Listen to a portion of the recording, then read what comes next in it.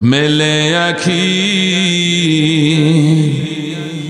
কত দেখি নিয়ামতে ভরা এই পৃথিবী, তুমি রহমান তুমি মেহেরবান, প্রশংসা শুধু তোমারই। ঠিক না বলো? মেলে আখি কত দেখি নিয়ামতে ভরা এই পৃথিবী, তুমি রহমান তুমি মেহেরবান, প্রশংসা শুধু তোমারই। লা ইলাহা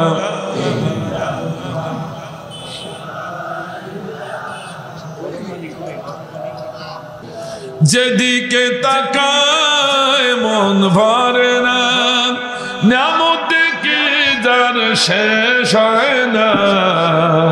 সবুজ শ্যামল ফুল ফসল, সবুজ শ্যামল ফুল ফসল ভরে দিয়েছ এই পৃথিবী, তুমি রহমান তুমি মেহেরবান, প্রশংসা শুধু তোমারই।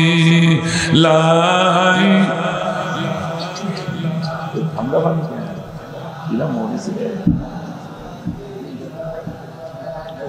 লা ইলাহা লা ইলাহা ইল্লাল্লাহু মুহাম্মাদুর রাসূলুল্লাহ সাল্লাল্লাহু। সর্বপ্রথম যাদের নাম স্মরণ না করলে আজকে যে মাটিতে বসে আছি আমরা অকৃতজ্ঞ হয়ে যাব। আজকে যে কোরআনের সুরে অফেন্সিভ কথা বলছি, যাদের স্মরণ না করলে আমরা অকৃতজ্ঞ হয়ে যাব। কথা বলেন ঠিক কিনা? তারা আর কেউ না, তারা হলো আমার ভাইজান, এই যে বৈষম্য বিরোধী ছাত্র আন্দোলনের নেতা আবু সাইদ মুগ্ধ সহ যারা শহীদ হয়ে তাদের বুকের তাজা রক্ত দিয়ে স্বৈরা সরকারকে বাংলার জমিন থেকে বিতাড়িত করে যারা সুন্দর এক স্বাধীনতা এনে দিয়েছে, দীর্ঘ নিঃশ্বাস ছাড়ার মতো যে পরিবেশ তৈরি করে দিয়েছে, তাদেরকে স্মরণ করি। এই সমস্ত শহীদদেরকে আল্লাহ জান্নাতে উচ্চ মাকাম দান করুন। আমিন জোরে বলা গেল না? আর একটু জোরে বলা আমিন। শুধু এরা নয়, এদের পূর্ব সূত্র যেখান থেকে বাংলার জমিন উর্বর হওয়া শুরু হয়েছে, যে সমস্ত আলেম ওলামাদেরকে বিনা বিচারে ফাঁসিতে ঝুলিয়ে তাদের রক্ত দিক বাংলার জমিনকে সিক্ত করেছে, শেষ পর্যন্ত বিশ্ব বরেণ্য আলেম আল্লামা দেলোয়ার হোসেন সাঈদীকে বিষ প্রয়োগ করে হত্যা করেন, তার রক্ত দিয়ে বাংলার জমিনকে উর্বর করেছে। সেই বাংলার জমিনে আজকে কোরআনের কথা আমরা অফেন্সিভ বলতে পারছি। কথা বলেন ঠিক কিনা? তাদেরকে আল্লাহ জান্নাতের উচ্চ মাকাম দান করুন। সবাই বলেন আল্লাহুম্মা আমিন। কারোর বিরুদ্ধে বললাম?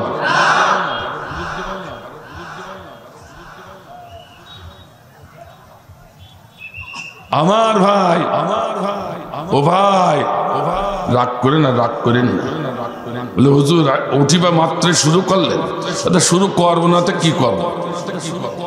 সেদিন এই ডুমারে আমারে মারতে গেলেন, আপনারা জুতু মারলেন, নেতারা মারিয়েছে জনগণরা। সেই নেতারে এত জুতুর বৃষ্টি পড়েছিল তাকে আপনারা জানেন? সে নেতা এখন কোথায় গেছে আল্লাহ। শেষ পর্যন্ত আমার নামে কেস হলো। শুধু তাফসির চলছিল সূরা বাকারা 9 নম্বর থেকে, শুধু অনুবাদ করে তাফসির করেছিলাম, তাই সহ্য করতে পারি নাই। কারণ কোন মুনাফিক, কোন বেদিন, কোন নাস্তিক কোরআনের হক কথা বললে তার সহ্য করতে পারে না। আমি আগেও যেমন ছিলাম এখনো তেমন আছি।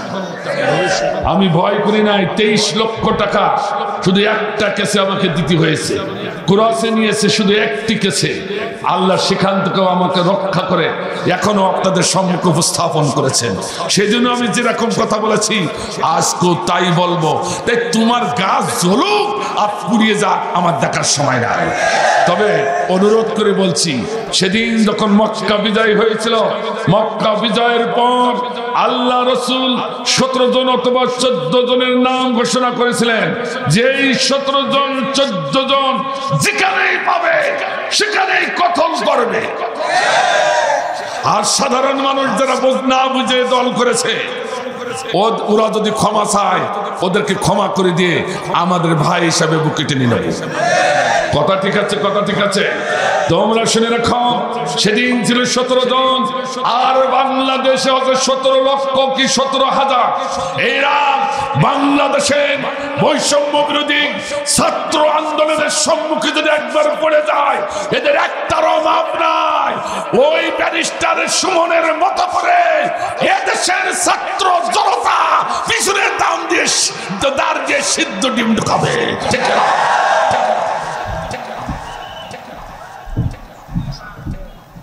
শোনে নাম শোনেননি?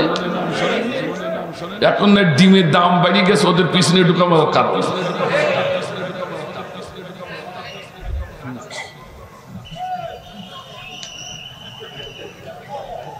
একটু রাগ হচ্ছে নাকি ভাই? আমাদের দেশে একজন নেতা এখনো পড়িয়েছে, মহিলা নেতা। আমি তো নাম বলছি, মহিলা নেতা একজনও বলছে আমি দেশে মারবো, মাতৃভূমিতে মারবো, আমার জনগণ ছেড়ে দিয়ে আমি বাইরে পালাবো। আর তুমি যে এত অভিনয় করেছিলে দেশ প্রেমের নামে, আমার বাবার দেশ, আমার দেশ, বাবার দেশ, আমি কি বাড়াই বলছি নাকি? এত দেশ প্রেম, তুমি গেলে কোথায়? 300 নেতা নিয়ে ভাইকে পালাইছে, খুঁজেও পাওয়া যাচ্ছে না। ঠিক না?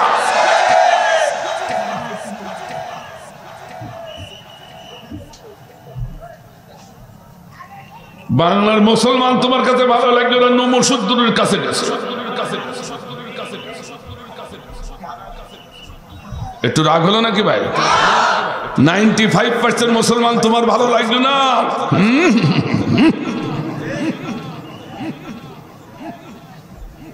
আমি আমাদের ভাইদেরকে বলি, যারা না বুঝে এ দলের সাথে, স্বৈরাচারের সাথে সম্পৃক্ত ছিলেন, যদি এখন বুঝে থাকেন ফিরে আসুন। মুসলমান আপনাকে ভাই হিসাবে বুকে টেনে নেবে। কিন্তু শুনে রাখো, ওই স্বৈরাচার সরকারের নাম উচ্চারণ করে আবার যদি বাংলার জমিনে তুমি মাথা উঁচু করতে চাও, কলা কৌশল করে টেকলা থেকে তেতুলিয়া, সুন্দরবন থেকে বান্দরবন, ইসলামী আন্দোলনের কর্মীরা তথা ওই বৈষম্য বিরোধী ছাত্র আন্দোলনের নেতারা এবং তৌহিদি মুসলমান, এরা কেউ ক্ষমা করবে না। যার হাতে যা আছে তাই নিয়ে রাজপথে তোমাকে প্রতিহত করবে, করবে, কেউ ঠেকাতে পারবে না। কারা কারা রাজি? 2 হাত আল্লাহ দরবারে উঠাও।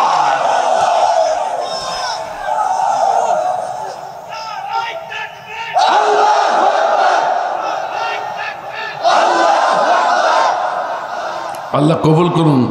হাত একটু উঁচু করে রাখুন তো দেখি, একটু হাত একটু এরকম করেন তো। আল্লাহু আকবার, ফুটান্ত গোলাপ। কিন্তু তাকবীর দেওয়ার সাহস হচ্ছে না কেন? ভয় হচ্ছে নাকি? ভয় হচ্ছে নাকি? তা ওয়ারাব্বুকা ফাকাব্বির, যেখানে থাকবে, যে অবস্থায় থাকবে, সে অবস্থায় তাকবীর দেওয়ার কথা কে বলেছে? তাহলে কেন তাকবীর দিবেন না? ধর ধর জালিম ধর, সুযোগ না পায় পালাবা। কথা ঠিক আছে তো? একমাত্র সবার না ভাগি পালাবেন? ধর ধর ধর জালিম ধর, সুযোগ না পায় পালাবা। ধর ধর খুনি হাসিনার ধর, সুযোগ না পায় পালাবা।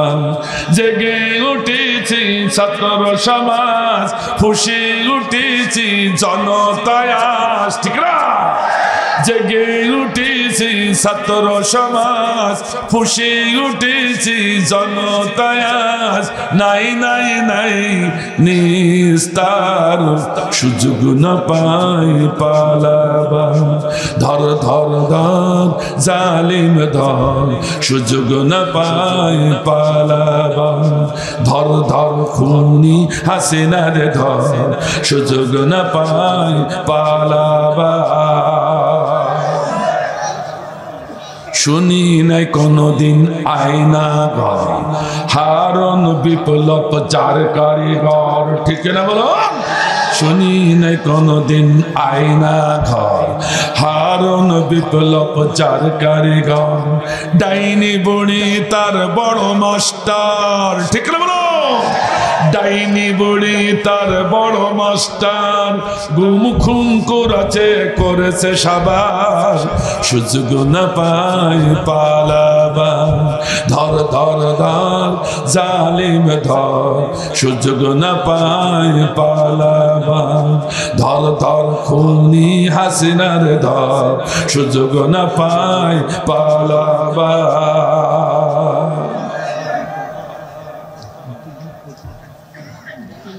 এত দাপট অহংকার গেল কোথায়? বলেছিলে মাঠে খেলা হবে হায়, ঠিক না? এত দাপট অহংকার গেল কোথায়? বলেছিলে মাঠে খেলা হবে হয়।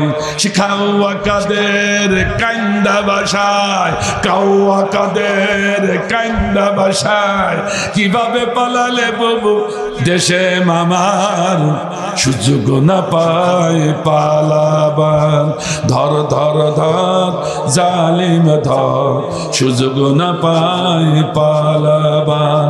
ধর ধর খুনি হাসিনার ধর, সুযোগ না পায় পালাবার। চিল্লায় বলেন নারায়ে তাকবীর। এখন আওয়াজ ঠিক মতো হলো না, নারায়ে তাকবীর। না, ঠিক আওয়াজ এখনো আসলো না। আমি উত্তরবঙ্গের আওয়াজ এত নরম হইল কেন? এত নরম হওয়ার তো কোনো কারণ নাই। একেবারে কণ্ঠের স্বরটা, সমস্ত শক্তি, শরীরের সমস্ত শক্তি কণ্ঠের কাছে নিয়ে একটুখানি তাকবীর দিতে হবে। কারণ তাকবীর দেওয়ার কথা আমি বলি না, কে বলেছে? ও রব্বাকা ফাকাব্বির। তুমি যেখানে যে অবস্থায় থাকবে সেই অবস্থা আমার নামে তাকবীর দিতে হবে, বলেছেন কে? তাহলে যদি আল্লাহ বলে থাকে যে তাকবীরটা একটু জোরে হবে, তাহলে বাতিলরা বুঝবে জিহাদের ময়দান শুরু হয়ে গেছে, এখানে আর কোন মুনাফিকি চলবে না। লিল্লাহি তাকবীর। আল কোরআনের আলো, তোমার নেতা আমার নেতা। এবার খানিকটা ফেলিস, আল্লাহ কবুল করুন, আল্লাহুম্মা আমিন। আমি সরাসরি চলে যাচ্ছি কোরআনের কাছে। বিসমিল্লাহির রহমানির রহিম। ওয়া ইন কাদু লা ইয়াস্তাফিজুনাকা মিনাল আরদি লিয়ুখরিজুকা মিনহা ওয়া ইযাল লা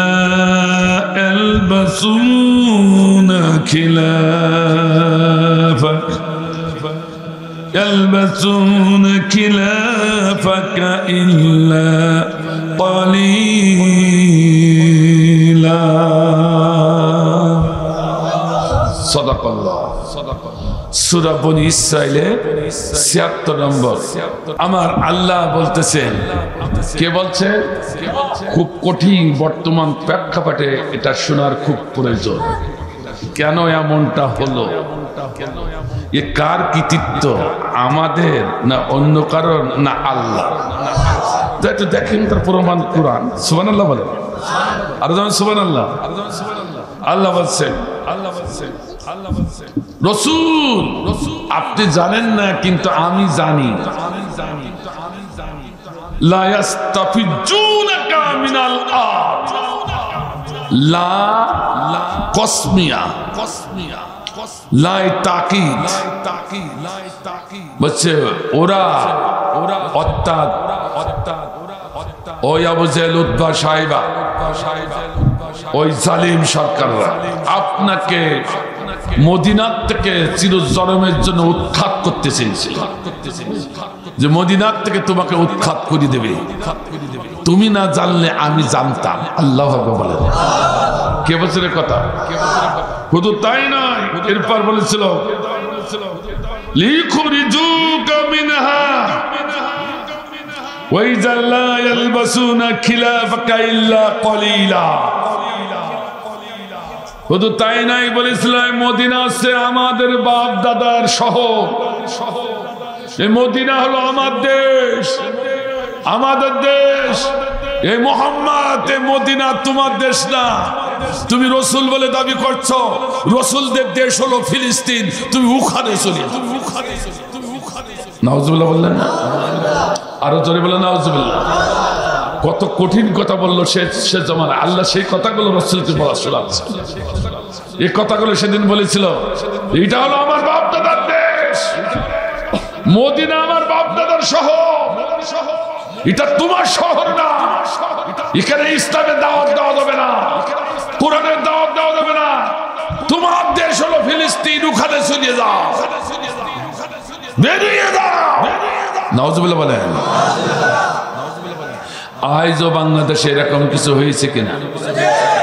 কথা কম। তোমাদেরকে হত্যা করে পৃথিবীর মানচিত্র থেকে মিলান করে দিতে চাইছিল, ঠিক কিনা? তাই তো বিনা বিচারে হত্যা হয়েছে কি হয়নি? এটা জোরে বলে হ্যাঁ না বলতে, হয়েছে কি হয়নি? বিনা বিচারে হত্যা করেছে। তারপরও যখন পারেনি, তারা বলেছে যে এটা আমার বাবার দেশ। কথা কন না কান? ওই স্বৈরাচার সরকার বলেছে এটা আমার কার দেশ? বাবার দেশ।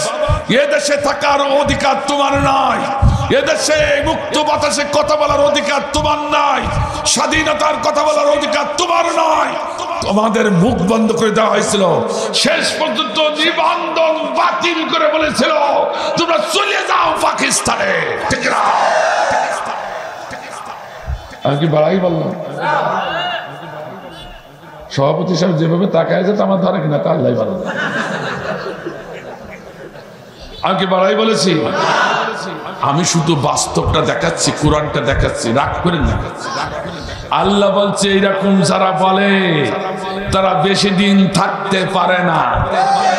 আমি বলি ইল্লা কলিলা, ইল্লা কলিলা, সামান্য দিন ছাড়া বেশি দিন থাকতে পারে না। খিলা থাকা, খিলা থাকা। আল্লাহ বলছে এরকম যারা বলে তার উল্টোটা আমি করিয়ে থাকি। সুবহানাল্লাহ বললেন না? উল্টো মানে বোঝেন, উল্টো মানে বোঝেন। এই কথা কন না কেন?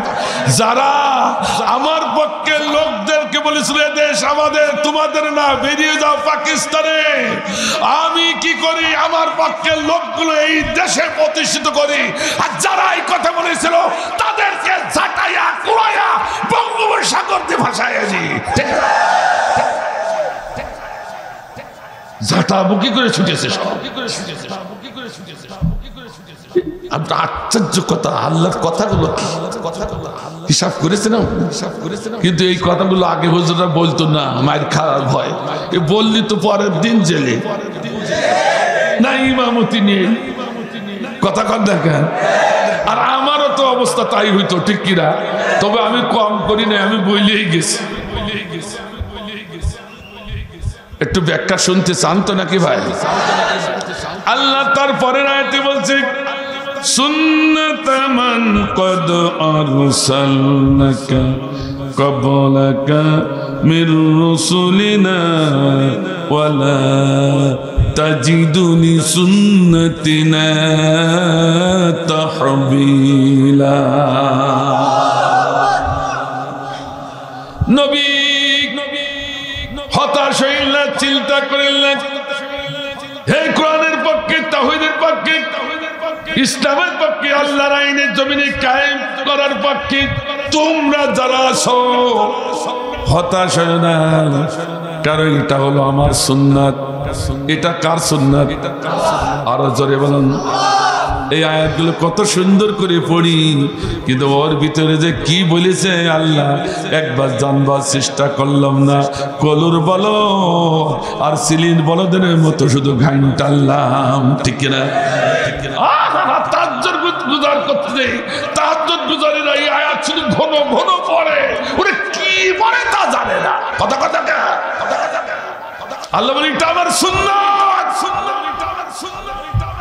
লা তাহবিলা ওয়ালা তাজিদু লিসুন্নাতিনা তাহবিলা। আমার সুন্নাতের ভিতরে কোনো পরিবর্তন পাবে না, বক্রত পাবে না। আমার সুন্নাত তো সুন্নাত, আগেও যেমন ছিল এখনো তেমন আছে, ভবিষ্যতে তেমন থাকবে। একে আমি বাড়াই বললাম নাকি? এই যে মুজারের সিগা ব্যবহার করিস, আল্লাহ কিসের সিগা ব্যবহার করেছে? মুজারের সিগা। মুজারের সিগা ব্যবহার করে, মাঝির সিগা যদি ব্যবহার করতো তাহলে মুস্তাফা রসুলের জমানায় ওদের জন্য ব্যবহার করেছে।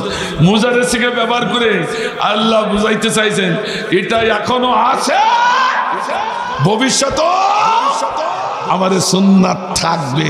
অত্যাদেশ স্বৈরাচার জালিম সরকার যেভাবে চাটা কুলা মুখী করে নিয়ে বাংলার জমিন থেকে পালাইছে, নতুন করে নতুন স্বৈরাচার যদি আবার কেউ তৈরি হও, তোমাকেও এইভাবে আল্লাহ সুন্নত অনুযায়ী তোমাকেও চাটা কুলা মুখী করে নিয়ে দৌড়াতে হবে।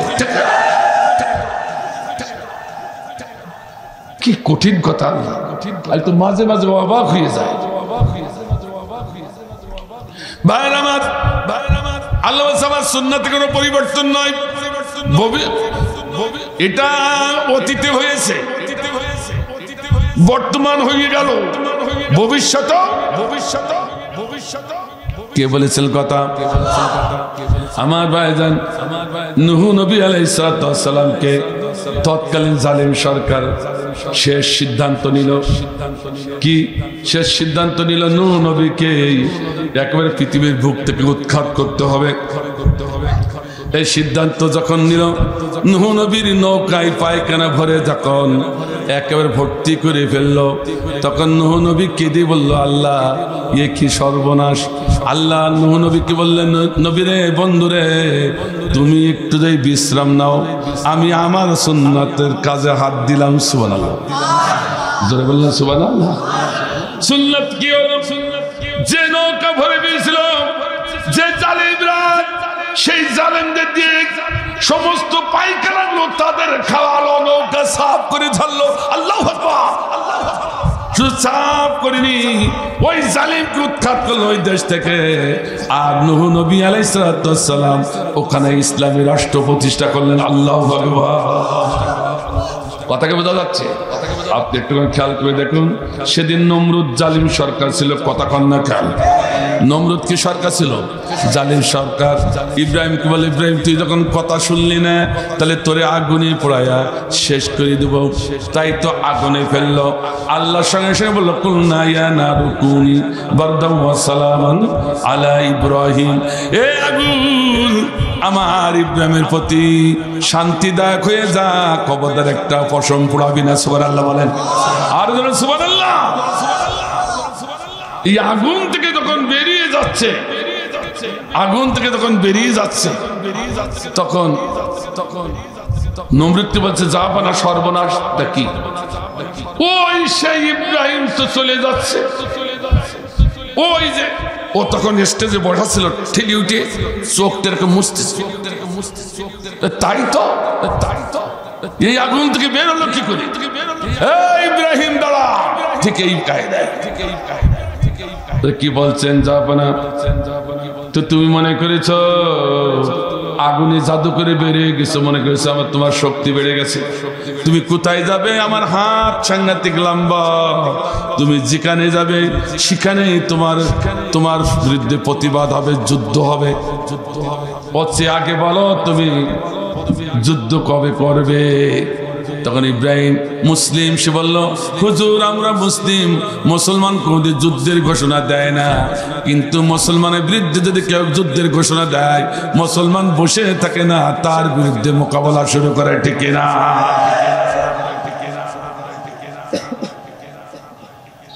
আল্লাহ বললে, এই নমরুদ তুই আমার নবীকে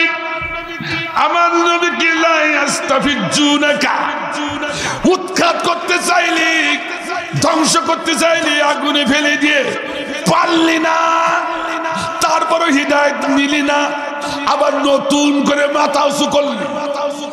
ঠিক কিনা? ঠিক কিনা? কথাকে বুঝতেছেন? মুখস্থ করেন না, পরে মিলাতে পারবেন না, কিন্তু আমি এমনি বলছি না, পরে মিলাতে হবে। যোগ বিয়োগ করার ক্ষমতা না থাকলে চলবে না। ঠিক কিনা? এই হে নমরুদ, উৎখাত করতে চাইলি, পারলি না, আবার নতুন করে অভ্যুত্থান শুরু করতেছি। অভ্যুত্থান ঠিক কিনা? একটুখানি মুখস্থ রাখুন, পরে হবে ঈশা। আমার ভাইজান নতুন করে অভ্যুত্থান চেষ্টা করতেছে, একটু শুনিয়ে মরো। যদি অভ্যুত্থান করো তো কি হবে, তো শুনিয়ে মরো। বিস্তারিত বলা যাবে না, শুধু ধারণা দিয়ে যাচ্ছি। অসুবিধা হচ্ছে আপনাদের? অসুবিধা হবে কিছু লোকের। মুনাফিক যদি কেউ থাকে বেশি সময় থাকতে পারবে না। আপনার পাশের খেয়াল করেন, মুনাফিকের সঙ্গে আজকের থেকে আর বন্ধুত্ব থাকবে না। কথা কি ঠিক আছে? ওদের সাথে বন্ধুত্ব করে আজকে মার, আজকে খুন, গুম, আয়না ঘর তৈরি হয়েছে, কুরাস তৈরি হয়েছে। ওদের সঙ্গে বন্ধুত্ব করার কারণে আজকে যখন আমরা সুশীতল বাতাস পেয়েছি, আর ওদের সঙ্গে বন্ধুত্ব নাই। আর নতুন করে কুরাসে যেতে চাই না, আয়না ঘরে যেতে চাই না। ঠিক না? শুনুন, ইব্রাহিম খলিল তখন বলল, জাহাবানা, আমরা তো যুদ্ধের ঘোষণা আগে দিই না, কিন্তু আমাদের বিরুদ্ধে কেউ যুদ্ধের ঘোষণা দিলে আমরা বসে থাকি না, তার মোকাবেলা থাকি। সুবহানাল্লাহ বলেন, সুবহানাল্লাহ বলেন।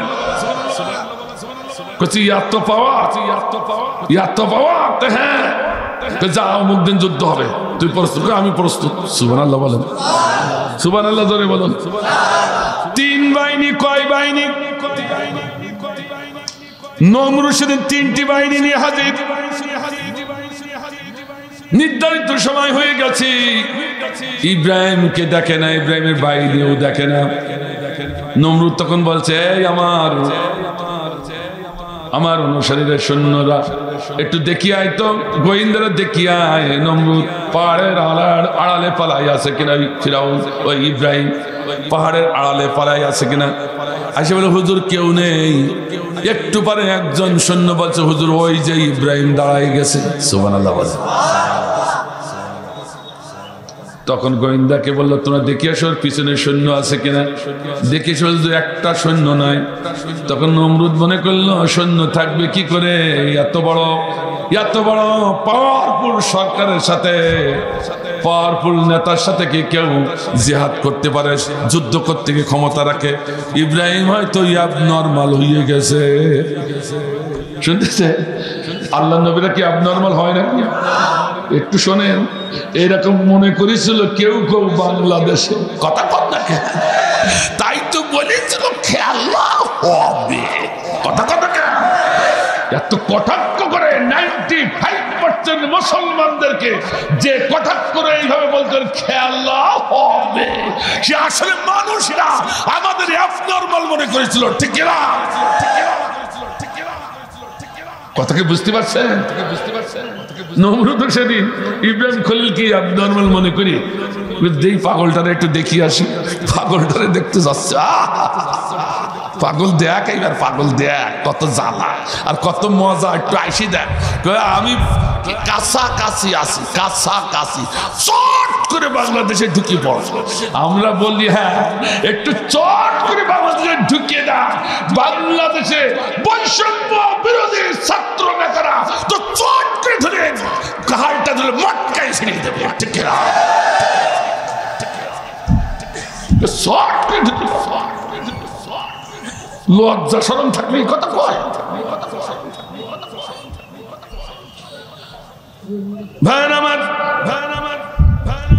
এবার কি হলো? নমরুদ আসলো। খেয়াল করুন, আমাদেরকে খেয়াল আছে তো? নমরুদ এসে বলছে, এই ইব্রাহিম, আজকে যুদ্ধের দিন তাকে তোমার মনে আছে? জাপানা আছে। এই তো পাগল না, তো ঠিক বলছে। আর একটা প্রশ্ন করে দেখি, কে ইব্রাহিম, তোমার সৈন্যবাহিনী কি আছে? হ্যাঁ আছে। ব্যাপারটা কি? তুমি কি যুদ্ধের জন্য প্রস্তুত আছো? আমি সবসময় প্রস্তুত। আল্লাহ আকবার। যা প্রশ্ন করি তার উত্তর তো দেয়। এ তো পাগল না। পাগল তো বলে এ গোল কত, তো বাড়ি বাঁকা, এ বাড়ি কোথায়, তো গোল 6 আনা। এই পাগলদের কাজ তো এরকম, ঠিক কিনা? কে তো পাগল না, যা প্রশ্ন করি যথাযথ উত্তর দেয়, এতে সাধারণ পাগল না। এই তো সৈন্যকে একটু দেখা যা বানা, আমার সৈন্য জানাতেন সৈন্য নয়, তোমার মতো টুকরো সৈন্য নয়, আমার সৈন্য হলো পাওয়ারফুল। দেখা না একটু তোর সৈন্যটারে দেখে যায়। তাহলে শুনুন, ইন্নাল্লাহ মা'ানা, আমার সাথে রয়েছেন আমার সার্বভৌম ক্ষমতার মালিক আমার আল্লাহ, আমার সাথে আছেন। সিল্লাবিল আল্লাহু আকবার। কথা কি বোঝা যাচ্ছে? মুখস্থ রাখুন, পরে মিলাতে হবে। এ কথা যখন বলেছে তখন নমরুদুল্লাহ আসলে যে আবনর্মাল হয়ে গেছে। ওরে আমি এখন হাজার হাজার লক্ষ লক্ষ সৈন্য এনেছি, তাও 3 বাহিনী গুলি যখন করবে ওর আল্লাহকে জমিনে এসে ঠেকাবে নাকি? কথা কি বুঝতেছে? বলছে আসলে যে পাগল হয়ে গেছে, ও চেয়ারে যেই বলছে এই পাগলটারে শেষ করিয়ে দে, যেই হুকুম করেছে পাগলটারে শেষ করে দিক, অমনি আল্লাহ বলল দাঁড়া নমরুদ, তুই যখন আমার গোলামকে শেষ করতে চাইছিস, একবার সুযোগ দিলাম তার সংশোধন হলি না, আবার অভ্যুত্থান করে শেষ করতে যাচ্ছিস, তো তোর এবার কায়দা মতো আমি শাস্তি দিয়ে টাইট করব। সুবহানাল্লাহ, জোরে বললেন না? এইবার মশা বাহিনী পাঠালো। কি বাহিনী? আল্লাহরে তুচ্ছ করেছে তাই আল্লাহ মশা বাহিনী পাঠাই। সুবহানাল্লাহ, আর সুবহানাল্লাহ। তোরা আল্লাহর শক্তিকে তুচ্ছ করিস, তোর মশারে পাঠালাম, দেখ মশার কত শক্তি, তোর আল্লাহর শক্তি দেখতে পরে। আল্লাহ বলে মশা বাহিনী এক একটা করে হুল ফুটায় আর ছটফট করে মরে। একটা সৈন্য বেঁচে থাকলো না, যেটা ময়দানে নামে সেটা পড়ে আর মরে, ময়দানের নামে মশা পড়ে আর মরে। আল্লাহ বলেন। এই অবস্থানে দেখে নমরুদ অবাক হয়ে গেল, কি ব্যাপার, মরে কেন, মারে কে? ইব্রাহিমের দিকে খেয়াল করে দেখে ইব্রাহিম সোজা হয়ে দাঁড়াই আছে, ও তো হাতে কিছু নেই, তরবারি নেই, বোমা নেই, ব্যাপারটা কি? কথা কথা কেন মারে কে? আল্লাহ বলেন। উপর দিকে সেই দেখে মশাগুলো বো বো বো বো করছে, মেঘমালার মতো সে গেছে, ওই মশা একটা পড়ে আর মরে। নমরুদ তখন চিন্তা করলো, আল্লাহ এই মশা যদি আমার শরীরে হুল ফুটায় তাও তো মরবো। কথা কান না কেন? তাফসিরের ভিতরে এসেছে, তাফসির ইবনে কাসির থেকে বলছি, তাফসিরের ভিতরে এসেছে নমরুদ ঠিক এই কেদাই বসা ছিল, ডাইনো না বামও না, সম্মুখে সোজা হইও না, যে অবস্থা আছে ভয়তে ও অবস্থায় চিত হইয়ে পিছন দিকে দৌড়। আল্লাহু আকবার বলেন। আসলে শয়তানরা সব সম্মুখে দৌড়ায় না, পিছনে দৌড়ায়। কথা বলেন ঠিক কিনা? কথা বলেন ঠিক কিনা? পিছন দিকে তখন দৌড়াচ্ছে, ইতিমধ্যে এক ন্যাংরা মশা জমিনে এসে হাজির। আইসে দেখে সপ্পান সপ্পায় একটাও নাই, সব মরা সারা। ন্যাংরা মশা ফিরে করল, আল্লাহ কি রে, কি হয়েছে রে মশা? ও মাবুদ, বড় আশা করে এসেছিলাম, ওই যুদ্ধের ময়দানে গাজী হব নাই শহীদ হব, কিন্তু একটা সৈন্য নাই, কার সাথে জিহাদ করব? কথা বুঝতে পারছেন না? আল্লাহ বলল, মশারে তোর কি খুব ইচ্ছা জিহাদ করার, গাজী হওয়ার, শহীদ হওয়ার? হ্যাঁ, তাহলে যা। এই পিছনের দিকে বড় হাইতিরটা ডরছে, বড় হাইতির। কথা কন না কেন? বড় হাইতিরটা পিছনের দিকে যাচ্ছে, যা। মশা বলল, আল্লাহ আমি একটু ন্যাংলা ছিলাম, আসতে লেট হয়েছে, তুমি যখন সুযোগ দিয়েছো এ সুযোগ আমি সুযোগ থেকে বঞ্চিত হব না। আমরা দৌড়ানো শুরু করেছে, দৌড়াতে দৌড়াতে যেই দেখে নমরুদ দৌড়াচ্ছে, ওর সাথে দৌড়াই পারছে না মশা, কারণ ওরে সর্বনাশ, মরণের যে কি জ্বালা তারা বুঝেছে নমরুদ ওই শালা, আর মরণের যে কি জ্বালা বুঝেছিল তারা স্বৈরাচার সরকারের কুরাইশ বাহিনীর সম্মুখে যখন বলেছে রাবের তারা। ঠিক কিনা? একটু বেশি বলে ফেললাম। তাই তো নমরুদ যখন দৌড়াচ্ছে ফস ফুস ফস, নাকের সিঁদুর একবার বড় হয় একবার ছোট হয়।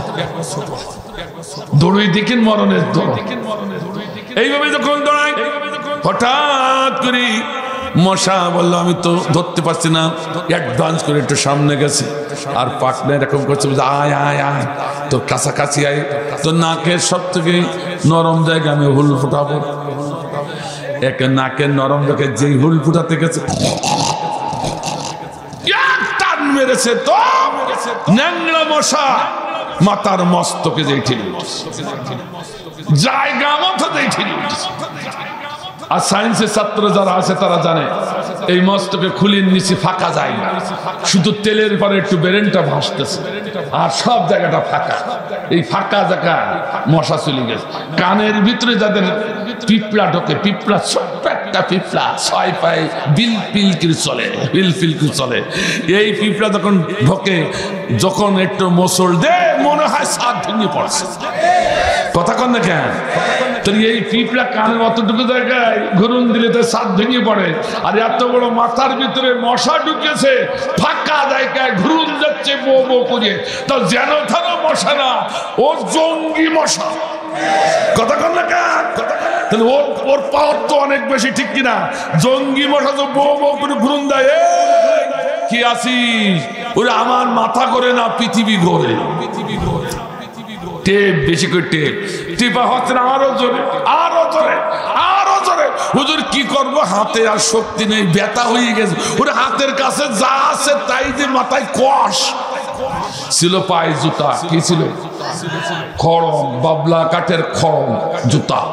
লোহা দমে তা বাবলা কাঠ দমে না। সেই বড় বড় এত লম্বা লম্বা জুতা, আমাদের মতো পা না, এত লম্বা লম্বা জুতা খড়ম। ওই দুই হাতে ধরে রাগ আর সহ্য করতে না পারি, দুই হাতে ধরিয়া দেশে মাথায় একবারিতে খুলি ফাইটে চৌচির হয়ে ঘিলু বেড়ে যায়, জঙ্গি বসে ভোট চলে যায়। আর নমরুদ ফাইনাল সিট। আল্লাহ বললো তুই অভ্যুত্থান করতে গেলি কেন? যা একটু সার দিতাম, এখন পালাই আসিস পলাই থাক, ঠিক কিনা? পালাই আসিস পলাই থাক, আবার অভ্যুত্থান করতে গেলি কেন? জুতুর বাড়ি খেয়ে মাথা ফাটাইস। এ কথা কন না কেন? এ কথা বলে আর একটু করে না বললে হচ্ছে না, একটু দেখেন কেন বলতেছে, একটু শুনিয়ে মারে। আমি বিস্তারিত বলতে পারবো না আমার বাইরে। এদিকে বড় জালিম ফিরাউন, কি নাম বললাম? ফিরাউন মূসাকে বললো, কোন কায়দায় মূসাকে ঠান্ডা করে এত মারলো, এত গুম করলো, এত মাটিতে পুঁতলো, তাও মূসাকে ঠেকাতে পারলো না। এক কথা কথা কারণ আমি বাংলাদেশে তো এরকম হয়েছে, ঠিক কিনা? এত হাসি, এত রসি, এত খুন, এত গুম, এত কুড়া, এত আইনা, তারপর ঠেকানো কথা কর না কেন? ঠেকানো গেল না। নমরুদও তাই, ওই ফিরাউনও তাই, এত খুন, এত গুম, এত পুতলা, তারপরও ঠেকানো। এইবার ঘোষণা দিল কি, ওকে উৎখাত করবই পানিতে ডুবি একবারে। শুনতেছেন? শুনতেছেন? আমার ভাইজান, ফিরাউনের যে সিদ্ধান্ত সেই কাজ। ফিরাউন 3 বাহিনী, কয় বাহিনী? 3 বাহিনী নিয়ে অ্যাটাক করলো। মূসা কি? মূসা ভয় পায় নাই। মূসা আলাইহিস সালাম আল্লাহ 3 দিক থেকে অ্যাটাক করেছে, যাওয়ার তো কোনো পথ নাই, আছে শুধু নীল নদ। আল্লাহ বলে মূসা ভয় পাইস না, নীল নদের পরে আসা, তুই তোর লাঠিটা একটু আঘাত করে দে। লাঠিটা আঘাত করার সঙ্গে সঙ্গে নীল নদে 12টা পথ দিয়ে দেয়। আল্লাহ বলেন ফিরাউন এসে দেখি 12টা রাজপথ, ওই মূসা দলবল সব পার হয়ে যাচ্ছে। সঙ্গে সঙ্গে এলাকার মিনিস্টারকে ডেকেছে, এই মিনিস্টার তাড়াতাড়ি আই, হোম মিনিস্টার। কথা বুঝেন না? বলে হুজুর তলব করেছেন, কারণ কি? এই রাস্তা বানালে কেন আমার না জানাইয়ে? আল্লাহ বলেছে তোর এত বড় পাওয়ার কে দিয়েছে? কেন হুজুর? রাস্তা বানালি কেন? মুসা যে পালাই গেল। এই কথা কি বুঝতে পারছেন না? এত বড় পাওয়া, আমি আনা রাব্বুকুমুল আলা, আমি পৃথিবীর শ্রেষ্ঠ খোদা, আমাকে না জানে তোরে পাওয়া দিল কে? রাস্তা বানা দিল এই এলাকায়, তুই তো হোম মিনিস্টার, তুই বানালি কেন? কিন্তু রাস্তা তো আমি বানাই না। এই তুই এলাকায় তাকে রাস্তা দিয়ে বানালো কে? তুই একদিনের কাজ নাকি? হোম মিনিস্টার তো অবাক, এই হইলটা কে বানাইলো, কে করলো? একজন এসে বলছে হুজুর রাস্তা কে বানাইছে আমি জানি। সুবহানাল্লাহ, বল বল কে বানাইছে, তার আমি ধরবো, ওর উচিত শিক্ষা দেবো। শত্রু পালাই গেল ওর জন্য। হুজুর কারে ধরবে? সে তো আর কেউ না, যাকে মারবার জন্য আপনি 3 বাহিনী নিয়ে হাজির হয়ে গেছেন, সেই মূসা তার লাঠির আঘাতে রাস্তা বানাই ফেলেছে। আল্লাহ আপনি ধরবেন খান আর মারবেন খান, তাই নাকি? হ্যাঁ আমি সচক্ষে দেখেছি।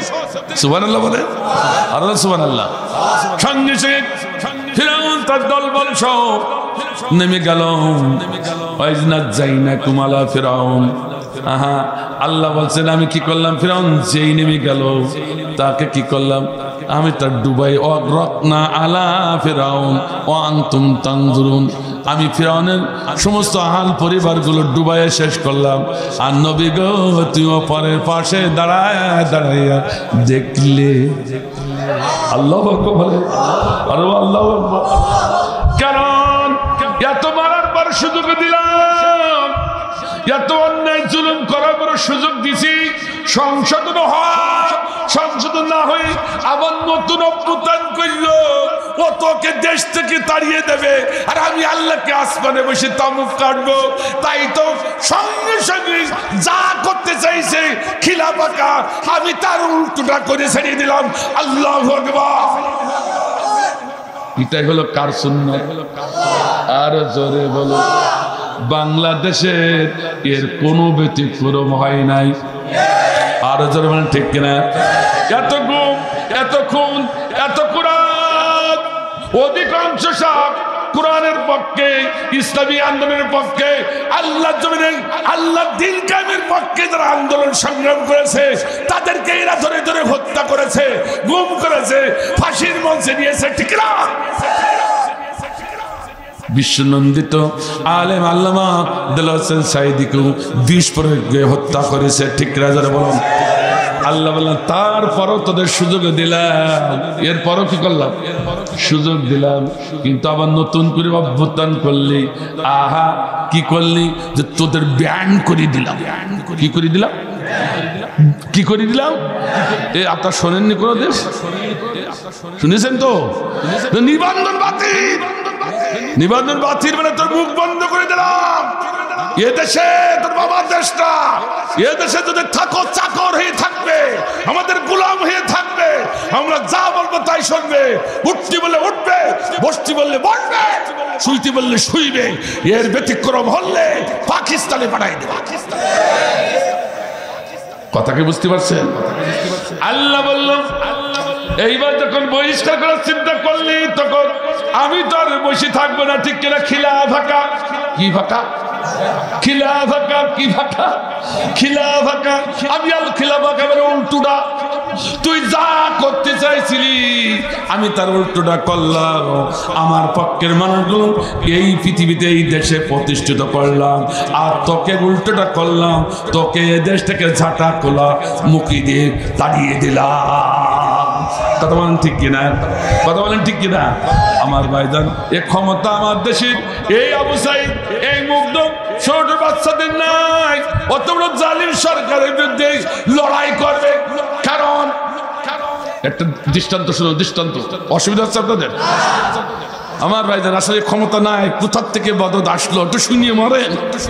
ভয়ের কোনো কারণ নাই। আগামী দিন ইসলামের দিন, আগামী দিন হলো ইসলামের বিজয়ের দিন, আগামী দিন হলো এই জমিনে আল্লাহর আইন প্রতিষ্ঠার দিন। কথাটা শুনতেছেন? আমি একটু প্রমাণ দিয়ে দিচ্ছি, অসুবিধা হচ্ছে না কেন? আমার ভাইজান, আমার ভাই শুনুন, তাহলে শুনুন, সবাই হজম করতে পারবে না। শুনুন, রাসূলের জন্মের 50 বছর আগে আবরা আসলো কাবা ঘর ধ্বংস করতে। কে আসলো? আবরা বাদশা, নাম শোনেননি? ওই তৎকালীন জমানের সব থেকে শক্তিশালী বাদশা ছিল আবরা। উনি আসলো কাবাঘর ধ্বংস করতে, কারণ কাবাঘরকে তখন মুসলমানেরা, তৎকালীন মুসলমান হানিফ যারা ছিল, তারা কাবাঘরকে নিজের ঐতিহ্য মনে করে তারা আটকে রাখত, বুকের ভিতরে রাখতো কাবাঘরকে। এখনো আমরা রাখি, ঠিক কিনা জোরে বলেন? আমার ভাইজান, এই কাবাঘর নস্যাৎ করার জন্য ওরা আসলো, ঐতিহ্য ভেঙে দেবে। ওরা সব হাতি বাহিনী নিয়ে এসে হাজির, কিন্তু কোন মানুষ নাই, সব মানুষ যে ঘরে উঠেছে।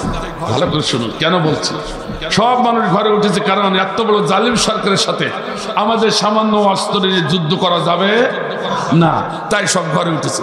কিন্তু আব্দুল মুত্তালিব, রাসূলের দাদা, উনি কি করলো? প্রত্যুষে উনি উঠি ওই সেনাবাহিনীর দিকে যাচ্ছে, আবরার দিকে যাচ্ছে। আবরা বলছে, কে আসে দেখতো, বোধহয় সন্ধির প্রস্তাব দিয়ে এসেছে, দেখতো কি বলতে চায়। কোনো সন্ধি হবে না, ঘর আমরা নস্যাৎ করবই। তা বললো যে, কে আপনি? তা আমি কুরাইশ বংশের লোক। কি চাই? আপনাদের বাদশার সাথে একটু দেখা করতে চাই। না আপনাদের সাথে বল, আমাদের সাথে বলো। না আপনাদের সাথে বলবো না, বাদশার সাথে। তো বাদশা নামদারকে বললো, হুজুর এই কথা বলছে, পাঠাই দাও। যেই বলছে, হুজুর আমার কয়েকটি বকরি বা উট ধরে নিয়ে এসেছে, অথবা 100 উট ধরে নিয়ে এসেছে আপনার সৈন্যরা, আমি সেই উটগুলো নেওয়ার জন্য এসেছি। কি আশ্চর্য, তুমি নাকি কাবার রক্ষক আমি শুনেছি। হ্যাঁ তা তো ঠিক, ঠিক শুনেছেন। তো তোমার কাবাঘর, তোমাদের কাবাঘর ধ্বংস করার জন্য এসেছি। সে কাবাঘর সংরক্ষণের চিন্তা না করে কয়টা উট নিয়ে এসে তাই চিন্তা করছে।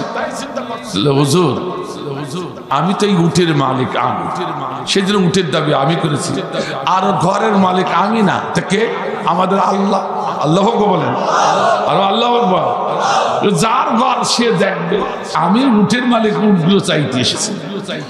এত তোমাদের আল্লাহর প্রতি এত বিশ্বাস? হ্যাঁ, কিন্তু উট তো তোর দেব না, আর তোর আল্লাহরে ঠেকাতে বল, আল্লাহর ঘরেরও নস্যাৎ কর।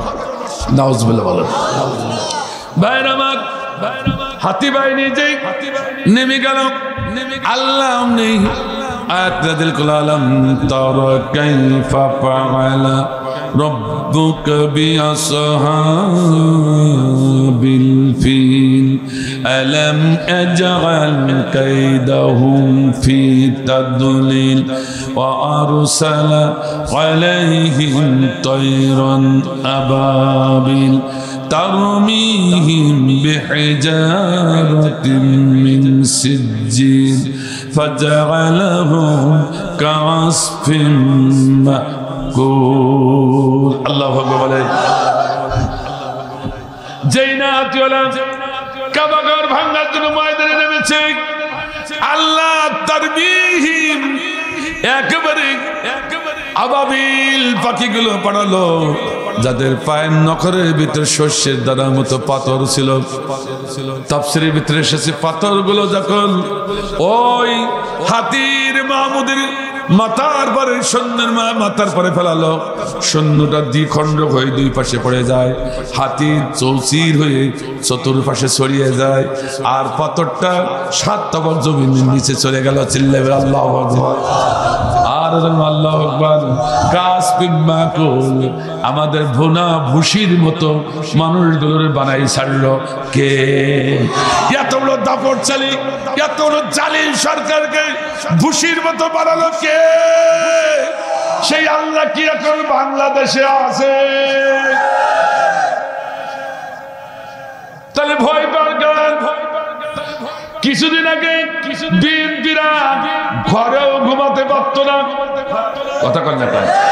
আর জামাত ইসলামের তো কোনো কথাই নাই, তা তো মাইরিয়ে সারা কথা কন না কেন? নেতাগুলো তো সব এক এক করে শেষ করে দিয়েছে, ঠিক কিনা? জামাত ইসলামের অবস্থা হয়েছে এমন, তার যদি গুজারে চোখের পানি ছাড়া তারা আর কিছু ফেলে না, ঠিক কিনা? আমি কি বাড়াই বললাম নাকি? সবগুলো ঘরে উঠে দিয়েছে এই জালিম সরকার, স্বৈরাচার সরকার, শেখ হাসিনা সরকার। শেখ হাসিনা বেশি বেশি বলছি কেন তা জানেন? সবের জন্য। কিসের জন্য? নাউজুবিল্লাহ করি না, ওরে মশলা ভালো করে শুনিয়ে নেন, আমি এমনি বলি না, এমনি ভালো করে মশলাটা শুনিয়ে দাও। যারা হাজির সাহেব আছেন, হজ করেছেন, মাশাআল্লাহ, এই হাজিরা যারা আছে এদিকে শুনে দেখেন, হাজিরা হজ করতে যখন গেছে আবু জেলের বাড়ি দেখি সেই দিকে দৌড়িস, আবু জেলের বাড়ি যাই পায়খানা ফেলবে, প্রসাব ফেলবে, পায়খানা হচ্ছে না, তা কুতা আমার কাফেলাতে এসেছিল একজন হুজুর এসে বলছেন, হুজুর আমার মোটে বেরোচ্ছে না, তা আমি মনে আল্লাহ করলাম কি, আজকে যদি এখানে একটু না দিতে পারি এর মুখে, তাহলে আমার তো আর মুখে জ্বালা মেটবে না। আল্লাহ আকবার বলেন, আল্লাহ আকবার। ওই আবু জেলের মুখে পায়খানা ফিরতে যায় এদেশের গোটা বিশ্বের হাজিরা, ঠিক না? কারণ ওখানে পায়খানা ফেললে সব হবে না গুনাহ হবে? একটু জোরে বলে। কারণ ওই আবু জেল ছিল জালিম, ঠিক কিনা? সেই জন্য ওর বাড়িতে পায়খানা ফেললে সব হয়। তেমনি করে তার থেকে বড় জালিম বলে হাসিনা সরকার, এর নাম ঘৃণা করে উচ্চারণ করলেও সব হবে, ঠিক না? একেবারে আসা মশলা, পাকাপাকি মশলা। আমার বিশ্বাস ইয়াজিদের নাম যেমন পৃথিবীর কোন মানুষ তার সন্তানের নামে নাম রাখে না, আবু জেহেলের নাম পৃথিবীর কোন ধর্মের মানুষ তার সন্তানের নাম রাখে না, ঠিক কিনা? আমার বিশ্বাস আগামী প্রজন্ম শেখ হাসিনার নাম এই প্রজন্ম কোন সন্তানের নাম রাখবে না, এত ঘৃণিত, ঠিক কিনা?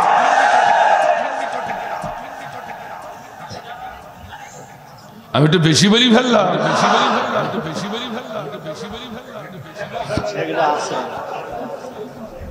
আমার ভাইরা, একটু করে শুনুন, একটু কেন এমনটা বললাম? রাগ করতেছেন নাকি ভাই? যখন জামাত ইসলাম এত শক্তিশালী দল, সেও ঘরে উঠে শুধু তার যদ্রদার করছে, আল্লাহ একে একে নিবেদিত প্রাণগুলো সব শহীদ করে দিল। ওরা শেষ পর্যন্ত ছিল আল্লামা দেলাওয়ার হোসেন সাঈদী। শুধু বাংলাদেশের মুসলমানদের হৃদয়ের পাখি নয়, গোটা বিশ্বের মুমিনদের হৃদয়ের পাখি, ঠিক কিনা যারা বলেন? আমি একটু বাড়াই বললাম নাকি? অথচ তাকেও তারা হত্যা করলো, এখন যাব কোথায়? তাই তো জামাত ইসলামের লোকেরা তাহাজ্জুদ গুজার করে চোখের পানি ফেলে নেতাগুলো, আমিরগুলো আল্লাহর কাছে দুহাত তুলে কাঁদে, আল্লাহ এই জালিমের হাত থেকে তুমি আমাদের পরিত্রাণ দাও, ঠিক কিনা যারা বলুন? এত বড় শক্তিশালী এই জালিম, যেখানে জামাত ইসলাম পাইল না, যেখানে বিএনপি শক্তিশালী দল সেও পারল না, সব ঘরে উঠাই দিল। অথচ কয়েকজন আবাবিল পাখির মতো কয়েকটা ছাত্র, আল্লাহ আকবার, আমার মনে হয় আবাবিল পাখি হিসেবে আল্লাহ পাঠাইছে। আল্লাহ আকবার বলেন, আল্লাহ আকবার বলেন। এটা তো আবাবিল পাখি, কারণ ওদের হাতে অস্ত্র নাই, রাসায়নিক বোমা নাই, মেশিন গান নাই, স্টেন গান নাই, রিভলভার নাই, কিছু নাই। শুধু দেখলাম আবু সাঈদ বুকটা পাতিয়ে দিয়েছে, আহা সেই বুকে ওরা গুলি করে ঝাঁঝরা করে দিল, ঠিক কিনা? একটা নিরীহ মানুষ, নিরস্ত্র মানুষ, তার বুকে গুলি করে ঝাঁঝরা করলো, আর ওই ঝাঁঝরা করলো না, ওরা মরল। আল্লাহ রাব্বুল আলামিন এই বৈষম্য বিরোধী ছাত্র আন্দোলনের কাছে এত বড় দাপটশীল সরকারকে পালাতে বাধ্য করাইছে। বিশ্বাস করুন, ওরা যদি নতুন করে অভ্যুত্থান করতে চাইতো, শেখ হাসিনা আমাদের ঝিনাইদহ ওই যে এমপি সাহেব 80 টুকরা হয়েছে, আর 80 জন্য 160 টুকরায় পরিণত হতো, ঠিক না? এক ভাই বলছে ওর থেকে আরো বেশি হতো, একেবারে আশা কথা বলছে। রাগ করলে নাকি ভাই? ও পালাই গেছে, বাইসেছে, কিন্তু অভ্যুত্থান করতে গিয়েছিল কিছু কিছু লোক, ঠিক কিনা? তাদের একটু মজাটা দেখে। আল্লাহ বললো, আমার মাথা উঁচু করলি কেন, মাথা উঁচু করলি কেন? জয় বিদেশে বসে বসে বলছে, হাসিনা আমাদের জয় বলতেছে, এই লাগা। আপনারা জানেন কিনা তো জানি না, 15ই আগস্টের আগে ভারতের বুকে প্রতি 6 ঘন্টা অন্তর অন্তর শেখ হাসিনাকে নিয়ে বৈঠক করেছে মোদি সরকার, মুসি সরকার। মুসি বলেন আপনারা? লজ্জা শরম নাই, মুসিকে যেমন লজ্জা শরম নাই, পচাটাও খায় ভালোটাও খায়, ওদের নাকও নাই, ঠিক কিনা কর? তো মুসি সরকার 6 ঘন্টা অন্তর অন্তর মিটিং করেছে। 6 ঘন্টা অন্তর অন্তর কেন? সেটা হচ্ছে বাংলাদেশে ওই সময় ছাত্র বৈষম্য বিরোধী ছাত্র আন্দোলনের প্রেক্ষাপট পরিবর্তন হচ্ছিল 6 ঘন্টার অন্তর। 6 ঘন্টা অন্তরটা একটা নতুন নতুন ব্রিফিং আসছে, আর এই ব্রিফিং শুনে ওরাও ওদিকে ব্রিফিং করছে, এইবার এই হচ্ছে, এইবার এই করতে হবে, এইবার এই হয়েছে, এইবার এই করতে হবে। কথা বোঝেননি? কথা বোঝেননি? শেষ পর্যন্ত সিদ্ধান্ত নিল কি, মোদী সরকার বলল আমার যত প্লেন আছে প্লেন তোর বাংলাদেশের উপরে উড়াই দেব, 70,000 সৈন্য দেবো। কত হাজার? হ্যাঁ, আকাশবাহী সৈন্য কত হাজার? 70,000 সৈন্য তোমার সাথে দেবো, আর তুমি প্লেনে তোমাকে জায়গায় দিয়ে বসাই দেবো, কারণ তুমি তো দস্তখত করো। শুনতেছেন কথা? কে শুনতেছেন? তা কি করতে হবে? কাজ একটা করতে হবে, যে তোমাকে রাতারাতি বাংলাদেশের চতুর্কোণে কিছু মন্দির ভেঙে দিতে হবে ছাত্রলীগের দ্বারা। কথা কি শুনতেছেন? এই অভ্যুত্থানের চিন্তা ভাবনা চলেছিল, মন্দির ভেঙে দিবে। আর 5 জন নেতার দায়িত্ব দিয়েছিল, তার ভিতরে একজন আছে এফ সালমান রহমান আর প্রতিমন্ত্রী আনিসুর রহমান, এই 2 জন আছে, আর 3 জন গুপ্ত হয়ে গেছে। কথাকে শুনতেছেন? এই 5 জনের দায়িত্ব ছিল তোমরা কি করবে, তোমরা 5 জায়গায় অভ্যুত্থান ঘটাবে। কেউ মিছিল করবে, কেউ সংখ্যালঘুদের পক্ষে কথা বলবে, কেউ প্রতিবাদ করবে, কেউ মানব বিরোধী আন্দোলন করবে, মানবতা বিরোধী, হ্যাঁ, যে হিন্দুদের এই করতেছে। কথাকে বুঝতেছেন? কত সুন্দর এই অবস্থা দেখে আমরা সারা বিশ্বের মতামত নিয়ে অমনি বাংলাদেশে তোমাকে যে গদিতে আবার বসাই দেব, আমরা 70,000 সৈন্য নিয়ে একবারে আমার প্লেনগুলো বাংলাদেশের আকাশ ঘিরে ফেলবে, কেউ আর যুদ্ধ করার ক্ষমতা রাখবে। কথা বুঝেছেন? এদেশের বৈষম্য বিরোধী ছাত্র আন্দোলনের কর্মীরা তাদের কানে যখন এই পানি ঢুকলো, তারা একবার চাতক পাখির মতো প্রতিটা শহর তারা ঘিরে ফেললো, যেন কোন প্রতি উপাদানের লোক যেন ঢুকতে না পারে। কথা বলেন ঠিক কিনা? এফ সালমান রহমান বলেছে, এখন মাইর খেয়ে রিমান্ডেই বলেছে, আমরা চেষ্টা করেছিলাম বহু, দেখি অভ্যুত্থান করা তো দূরের কথা, বৈষম্য বিরোধী ছাত্র আন্দোলনের নেতারা ছাত্ররা এমন ভাবে গোটা দেশকে ঘিরে রেখেছে, একটা সুজ ঢোকারও কোনো ক্ষমতা নাই। আল্লাহু আকবার, আল্লাহু আকবার বলেন। আমি 14ই ফেব্রুয়ারি 14ই আগস্ট আল্লামা দেলাওয়ার হোসেন সাঈদীর মৃত্যুবার্ষিকীর মাহফিল, তাফসীর মাহফিল করে ফিরছিলাম খুলনা রূপসা শহর পার হতে লাগে মাত্র 20 থেকে 30 মিনিট। সেই শহর পার হতে 1.5 ঘন্টা সময় লেগেছিল। রাত 2টোর সময় সব জায়গায় এই বৈষম্য বিরোধী ছাত্র আন্দোলনের কর্মীরা চাতক পাখির মতো বসে আছে, সব পরীক্ষা নিরীক্ষা করিতে সারিছে। আল্লাহু আকবার বলেন। কোথায় ঢুকবা, ঠিক কিনা? ঢুকতে তো পারলো না। শেষ পর্যন্ত আকাশ পথে গেল, তাও হলো না। স্থল পথে গেল, তাও হলো না। ট্রেন পথে গেল, তাও হলো না। এইবার পানি পথ। কোন পথ? 2 জন মিলে পরামর্শ করে চলো, নিজে যান নিয়ে ভাগিয়ে পালায়, অভ্যুত্থান করা তো দূরের কথা, পানি পথে যায়। কোন পথে? সদরঘাট দিয়ে কোনো সাধারণ মানুষ যাতায়াত করে, ওর ভিতর দিয়ে আমরা চলিয়ে যাবো, কেউ টের পাবে না। যেই না বোটে উঠেছে,